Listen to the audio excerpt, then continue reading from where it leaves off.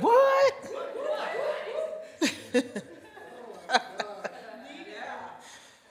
Tess, can you flip that switch on so the fans come on? Thank you. Oh, Jesus. Is it just me or what? I think it's Clarence's fault. That's Clarence's fault. Jeez.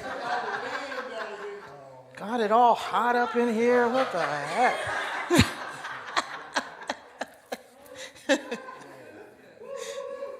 Okay. All right, where am I? What am I doing? I don't know. I'm all distracted and stuff. So it's the Greek philosopher Heraclitus who said the only constant in life is change. Change, change, change. And it seems like now, like, man, change is happening like really fast, all the time. Like big change. Nothing seems to be the same in any moment to the next anymore. And I think that's why I focus so much when we're here on being still, so that we can take in the change, so that we can navigate the change, so we can flow with the change, so that we don't lose ourselves in the change. You know, in my advanced consciousness class, we often debate and talk about this, that life is evolving all the time. All the time. Even if you don't want to, it is. Even if you're in your moments of not wanting to adult, or not wanting to people, or not wanting to do whatever, life is moving on. And even if you don't want to change, change is happening because your body is changing, your mind is changing, information is coming at you all the time, and your brain is interacting with it, even if you're refusing to be a part of it. You still are. You still are. The other thing that we talk about in class is that everything is moving. Even everything that we think is solid is moving. Nothing is still. The chair that you're sitting on is in constant moving. All the atoms within it, all the atoms within everything are constantly moving. So everything that you're looking at, this building, is vibrating and moving and is actually energy. Your body is energy. And even though you're sitting still, or relatively still, your body is going through trillions and trillions of processes in every single second, most of which we don't have to think about. Thank God. Yes.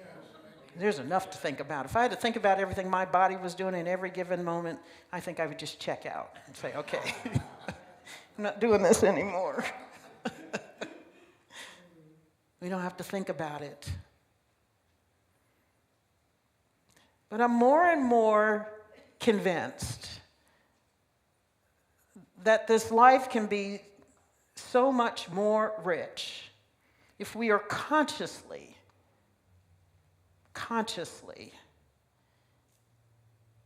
deciding what change we want and how we are going to interact with this world as the world is interacting with us. Otherwise, we get caught up in the change that's happening outside of us. So that takes some real reflection. And it takes time. And most of the time, I know that I don't want to take the time to think about what I want to consciously embody, how I want to move through this world, because I'm so busy moving through the world. And when I'm not moving through the world, I just want to go to sleep. I really do. I want to take a nap, I want to go to bed, and as soon as I close my eyes, I want the world to shut off, and I want to be asleep until I have to get up the next morning. I don't want to think about life, because life is happening. And by the time I go to bed, sometimes I've just had enough. And I either don't want to do anymore, or I feel like I can't. All of which is an illusion, because we are infinitely powerful spiritual beings with unlimited energy. And in every moment, we have a choice to decide what life is for us. And that amidst the change, we can decide how we are going to experience the change. How we're going to experience the change. We get to decide that. Whether you think you don't have the power, you still do have the power. You still are that power. So I try to tell myself in the moment, especially those moments where I'm thinking I don't have it, that I do have the power. When I'm tired, I tell myself I have all the energy that I could ever need in this moment. When I think I don't have enough financial resources to do whatever it is my mind is concocting in the moment, I tell myself that I have unlimited abundance. And sometimes I tell myself out loud because my ears need to hear it. Sometimes I can have a moment of inner reflection and affirm it silently within myself. Other moments I just need to tell myself, you've got what you need in this moment. And sometimes I say it again and again and again so that I can deal with this change. Heraclitus is also attributed with saying that you can't step into the same river twice. Because a river is ever changing, and we are ever changing, so it's not the same river. And even though you think life has not changed in the last however many years you want to call up, it has. And you have.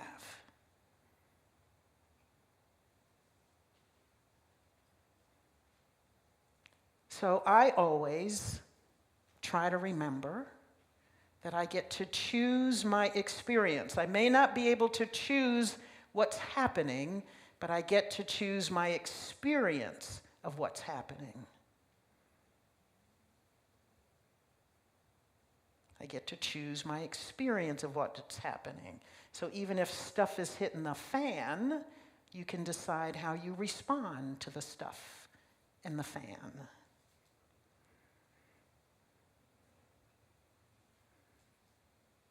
Even if you don't like what's happening, you can decide that you're not going to fight what's happening. Because what we resist persists. And that's why I think it's funny that all of the noise about what's happening in this country, and people keep saying, I don't want it, I don't want it, I don't want it. But as long as we resist, it persists. I don't want it, I don't want it, I don't want it. Well, you got it, well, you got it, well, you got it. Because you're resisting, you're resisting, you're resisting. So I'll stay until you stop. I'll stay until you stop. I'll stay until you choose something different. And I have found it in my own life that as long as I'm belly aching about what's happening, the stuff is going to continue that I'm belly aching about. I don't say that to be judgmental because like I just said, I do it. I do it all the time. But at least now I stop myself a whole lot more quickly than I used to. And I hope you do know you can stop mid-belly aching. You can stop in the midst of a rant. You can stop even as you open your mouth to complain about whatever's happening. You can say,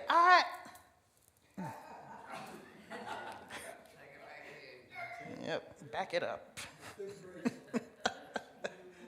Back it up, back it up. Mm-hmm. As soon as you go, what the?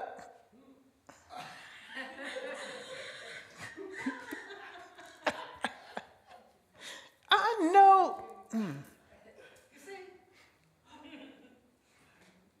If he, don't you,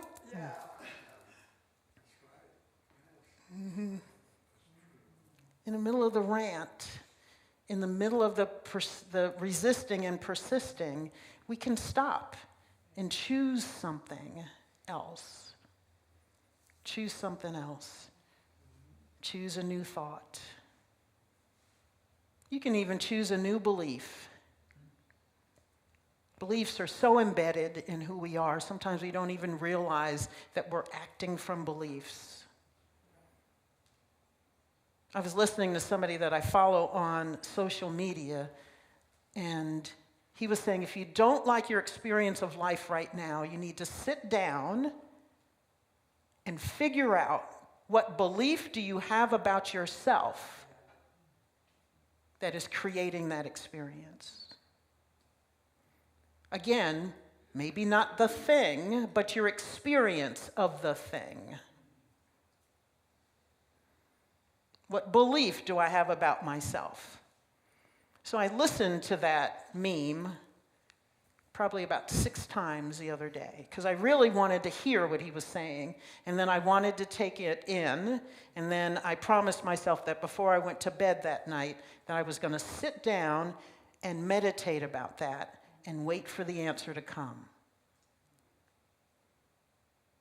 What's the belief I have about myself? And I did. I went to bed a little earlier and let it get quiet, and I meditated for about 20 minutes or so, and then I asked myself, what belief do I have about myself that is creating this feeling and this experience I'm having right now? And I didn't like the answer.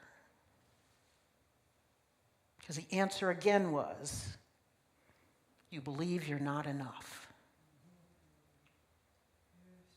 That's usually at the back of whatever it is we're suffering from. All of us. If you drill down from whatever you think is really there, usually it ends up about feeling like you're not enough. And I know all of us have worked with it. I know I have. I spent decades so far about worthiness. Decades, and I'm a whole lot better than I was. I've told you before, I had those big containers that they use to ship cars and stuff across oceans. I had containers of that, of low self-esteem and baggage and all that other stuff. I had big containers of baggage that I dragged through every experience of my life. And that was the lens through which I filtered everything that happened. So no matter what happened, it ended up being, well, they don't love me enough, they don't want me enough, they don't like me enough, I'm not good enough, I'm not that enough, I'm not this enough. That was my filter. So somebody else has said, and I don't know who that somebody is, we don't see things as they are, we see things as we are. There's that filter, that belief again that we're carrying around. I'm not enough, I'm not enough, I'm not enough. Not smart enough, rich enough, skinny enough, whatever enough. Not young enough, not old enough, not smart enough, not blonde enough, whatever. Not dark enough, not light enough. Whatever, we can always find an enough to not be. Can't we? And we make it up. They're all illusions because, again, we are infinitely powerful spiritual beings. So when I get to the I'm not enough feeling again, and I feel myself twisting in the wind because life is happening, then I have to remind myself, and I may say I'm an infinitely powerful spiritual being. What am I going to choose in this moment? What am I going to choose?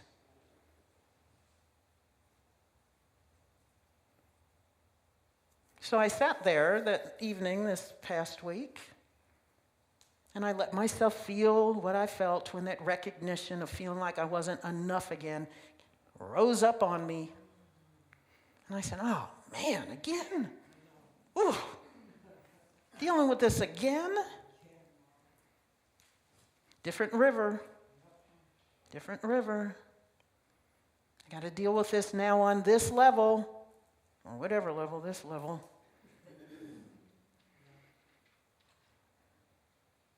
So you're not really dealing with it again. You're dealing with it in this iteration of who you are at this moment.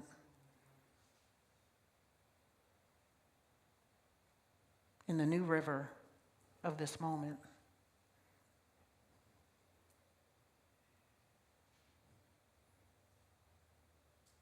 One of the things that kind of set me free in this class, and there have been a lot of things, because now I'm in the downhill slide of this second class of advanced consciousness. But we just finished reading the possibility principle, and one of the things it said that really just kind of hit me behind the eyes and set me free was that there are no mistakes, there are only lessons. There's always another moment of time, and what we do is we grab onto a mistake that we think, something we've labeled as a mistake, and then we carry it with us for weeks, years, decades, lifetimes. And you keep thinking about it, you keep going over it, you keep kicking yourself, and you hold on to the mistake. It was a moment in time. The stuff happened, leave it. Learn a lesson, move on. There'll be another lesson. But don't drag that with you. As long as we drag it with us and we start adding up this fuel about how we're not enough. Oh, because I screwed up there and I did this here.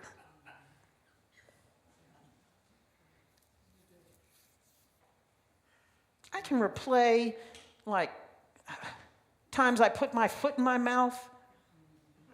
I can replay stuff from 20 years ago that I said to somebody I wish I hadn't said. Why?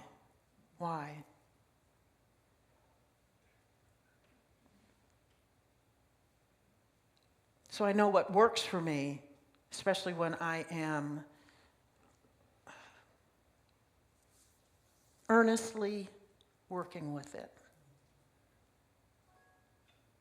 is to decide to have a divine idea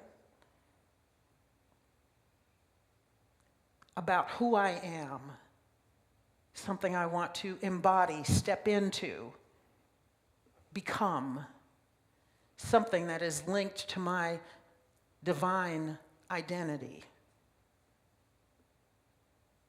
And hold on to that, hold that energy, that word, that idea, and carry it with me for a while.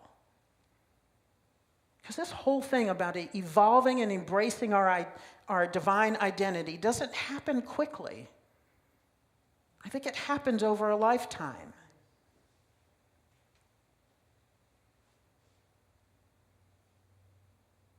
I've been in Unity for about 25 years now, and I'm still working with the same principles, still working with those 12 powers, and working to embody them in each iteration of the river as I evolve and as I grow.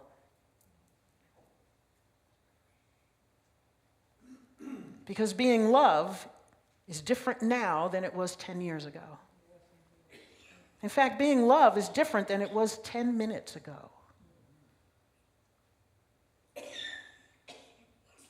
Being will and imagination, being able to open up to divine mind and divine wisdom and what the divine knows and is in its infinity, and allowing myself to be that and embracing myself as that has been a journey.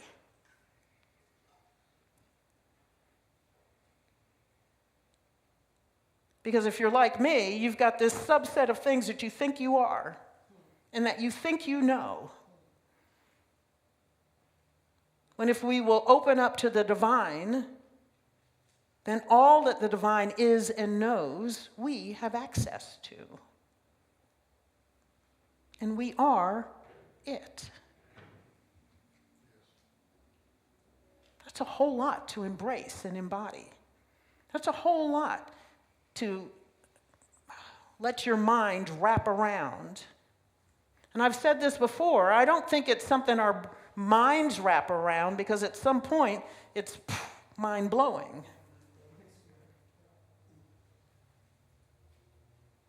And so I just let my heart do the work. I let my heart in the other night as I was having this realization that I still have a belief that I'm not enough. That I am a unique expression of the divine. And you know me, I always have tears. So the tears flowed in, and I let them flow out. But I let them vent, because I want to grieve. I want to let go of this I'm not enough. I'm tired of that. So when it crops up again, I think, okay, in this part of the river, I'm letting go of what I know about this I'm not enough belief here at this time of my life. What does it mean, and what does it look like? And what is it I need to kick out the door? But I have to be willing to kick it out of the door. Sometimes we just want to hold stuff because we're in the rut and it's too much work to kick it out of the door. Or you want to think, oh, you can't teach an old dog new tricks, and I'm thinking I'm an old dog now, so what the heck? The old dog was always somebody else when we were younger, wasn't it? Ha! Now we're the old dogs.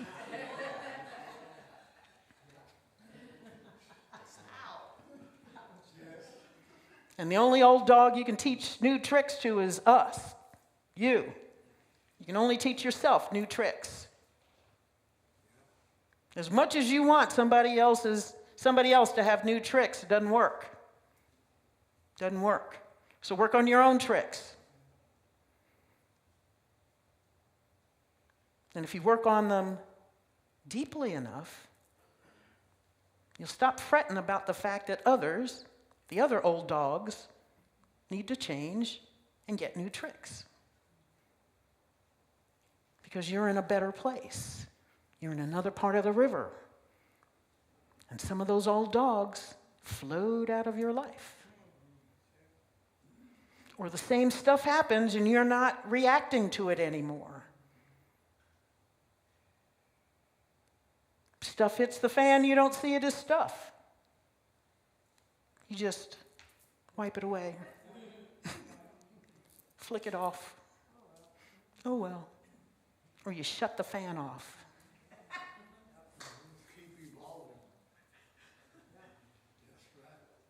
Shut the fan off. When you get deeply enough in embodying your divinity, there's no more fan.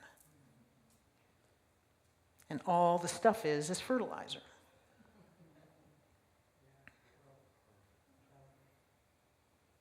So change. We're coming up on Easter. We're coming up on Easter.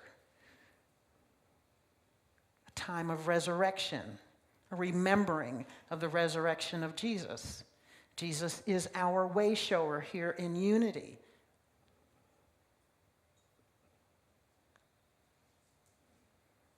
Jesus died, was crucified.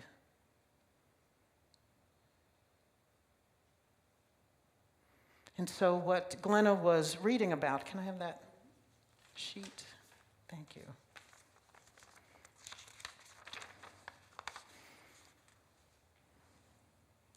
In here somewhere she was reading, I said, oh, that's what I want to say.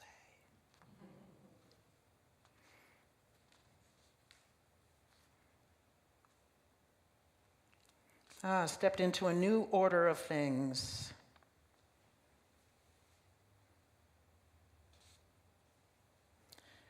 This week of the Passion Week, we call in Christianity, for Jesus, this was preparatory time to a final step of resurrection. the final step of resurrection. So we're going to use that as well as we ease up to Easter in this week, a time of resurrection, so that we can find and be in this habitation of peace, the possession of peace, the vision of peace, and an abode of prosperity within us all the time. Because when we're there, there is no I'm not enough.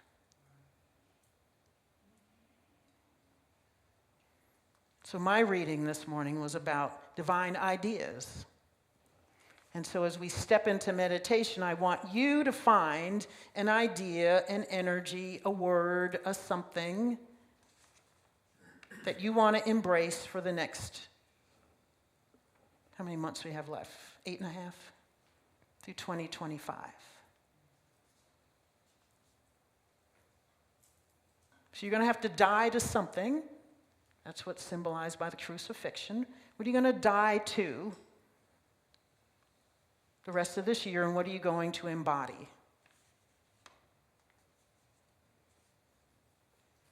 What's the idea of you that you want to evolve into so that you can change your experience of life?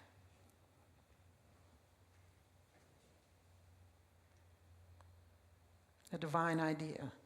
That means as we step into this meditation, you need to ask your divine self, the divine, whatever it is your belief about God is. So if your belief is that God is an entity separate from you, ask that God.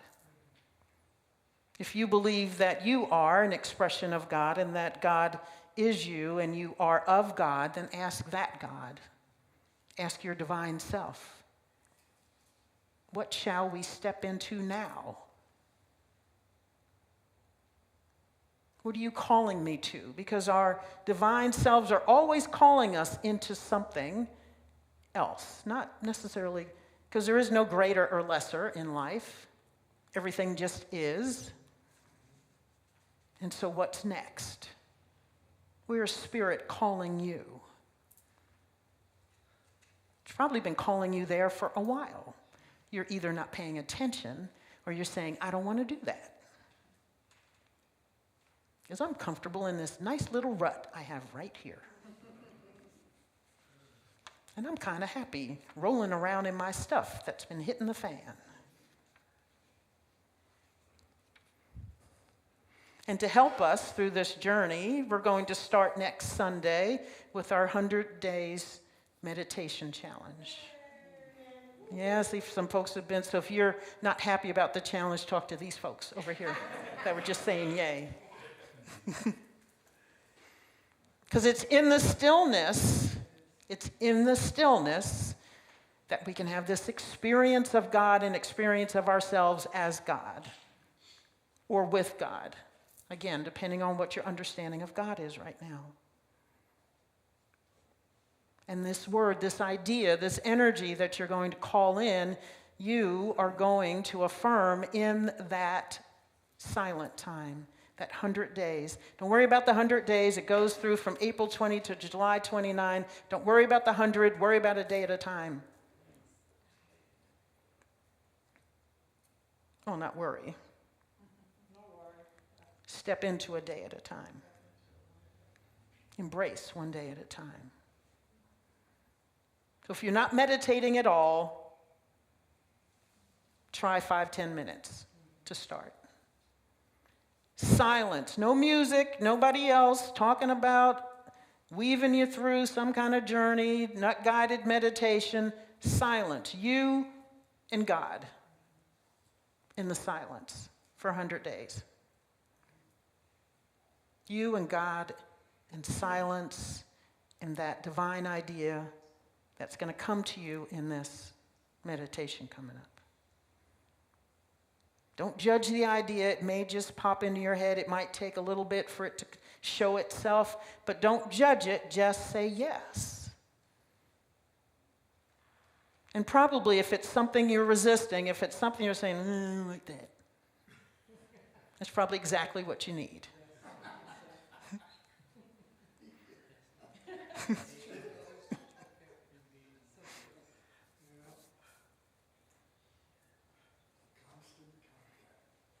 Every time I have a what the moment with Spirit, it's usually exactly what I need.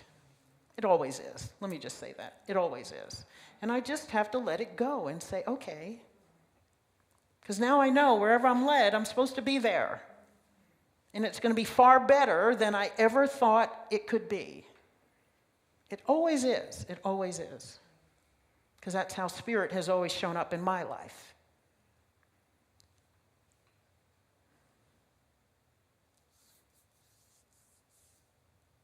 So utter silence.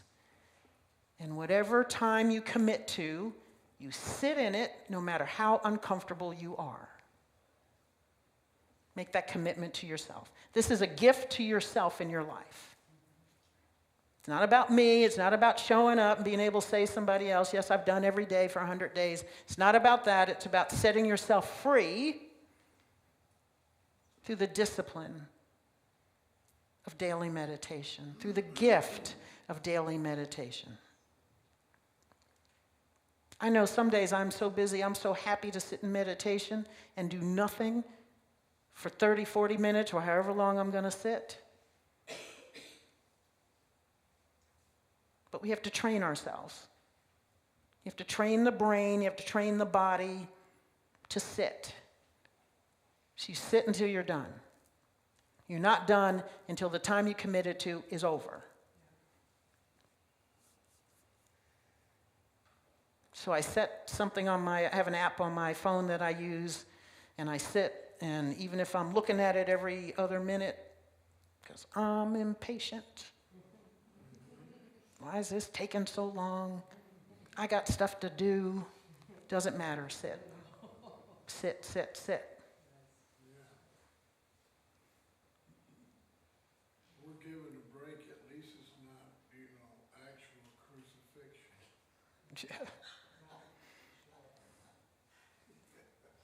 Though sometimes we make it so. Yeah, you would think you had nails in the hands and the feet. As much as we are bemoaning life.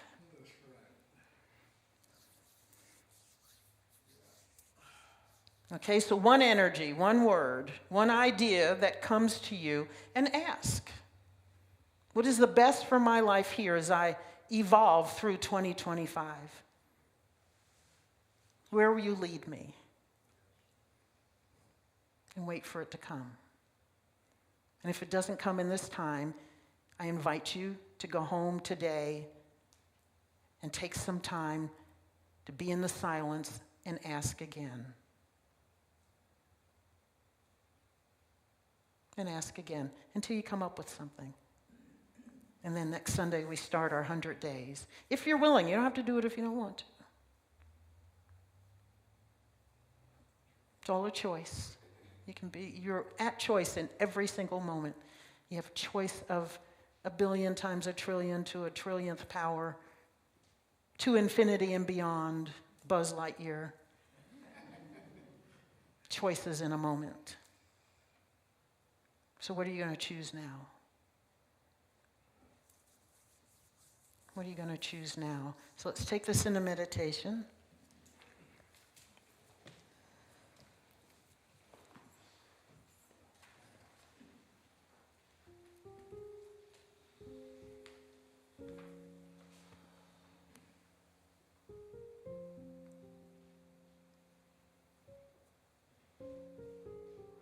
So here in the silence,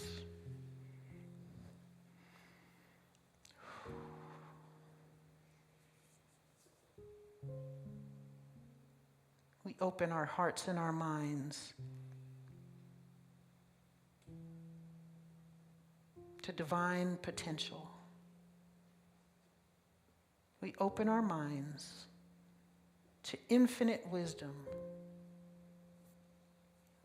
that knows our deepest desires.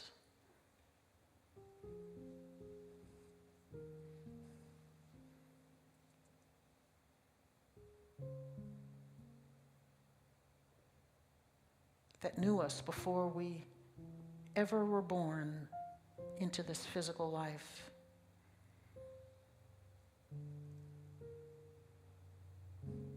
that knew us before we became conscious of time.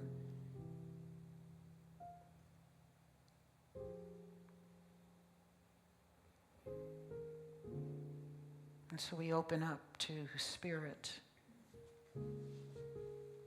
We open up to the love that is us, that supports us, that sustains us, that wants to overflow into our lives greatest peace, greatest joy, greatest harmony, unity, freedom, abundance, life, health.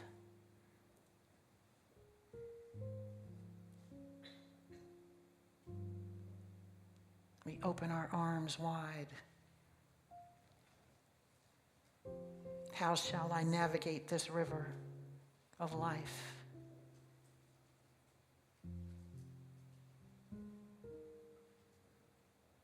What gift do you have for me now, Spirit?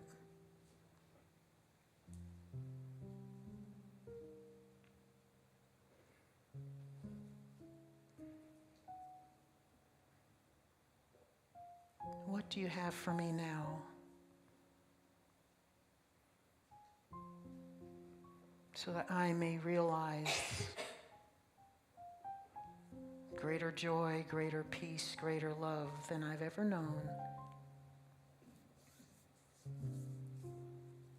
here in 2025.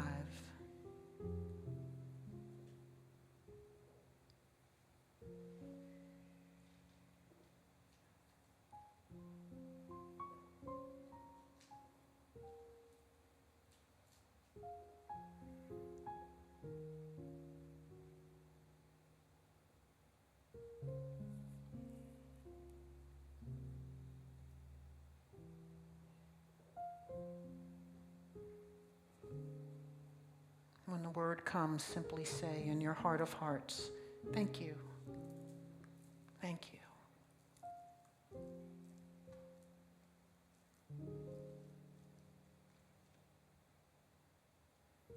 Thank you. I say yes to whatever the divine idea is.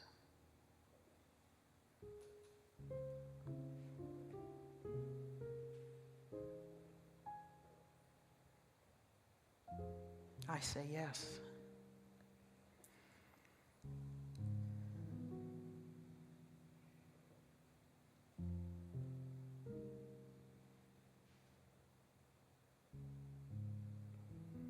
I say yes to all the ways that I can embody it. Be that for myself and for the world.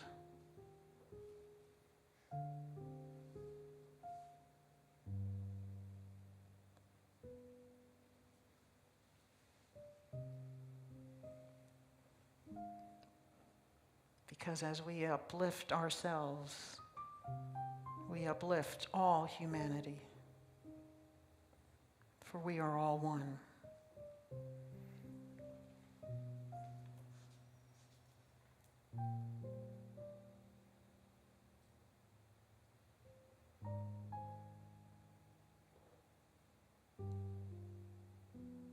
Thank you, Spirit, for this gift in my life.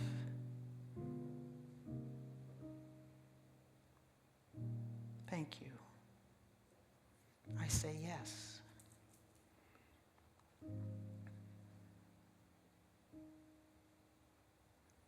I say yes.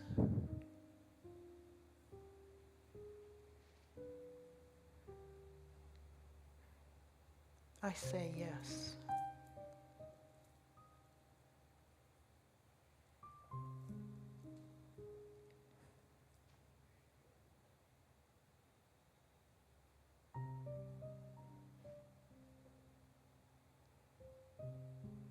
And I know that I have all that I need within me right now to be what you are calling me to.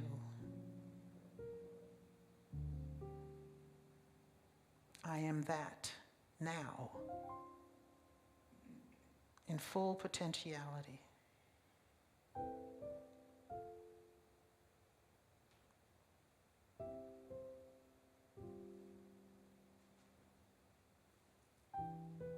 So here in your heart of hearts, say, I am, and whatever the idea is,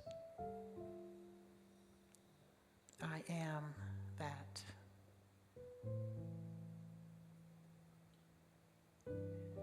I am. I am. That very thing you are calling me to right now. I say yes. And I've let go of everything that is out of alignment with it.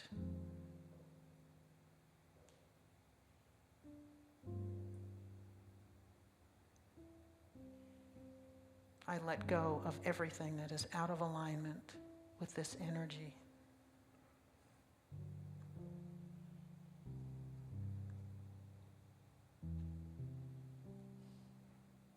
I let go of everything that is out of alignment with what I am being called to now.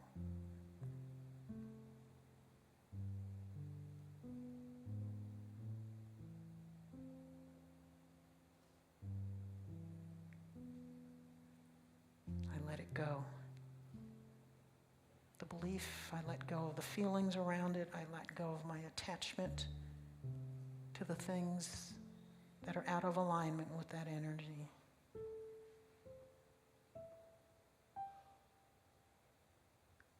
And I step into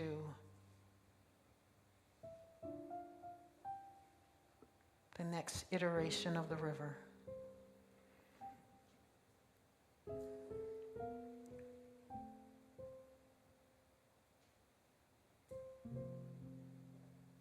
I am ready for resurrection. I am ready for resurrection.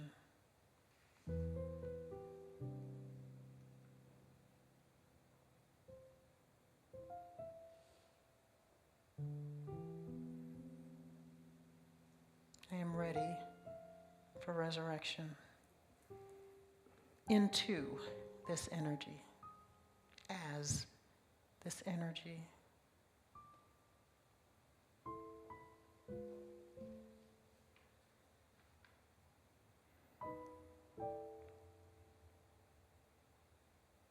So let's take a deep breath. Whatever that energy is, breathe it in and then exhale it out into the world. Breathe it in. Let yourselves be willing, no matter how it feels, to breathe it in, to realize it, to recognize it, to have it before you. Breathe it in, breathe it out. Let yourself relax into it. Knowing that all you need to step fully into it is within you right now. And you're going to call it forth in the months to come.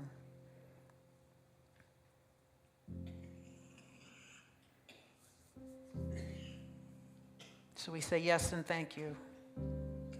Yes and thank you.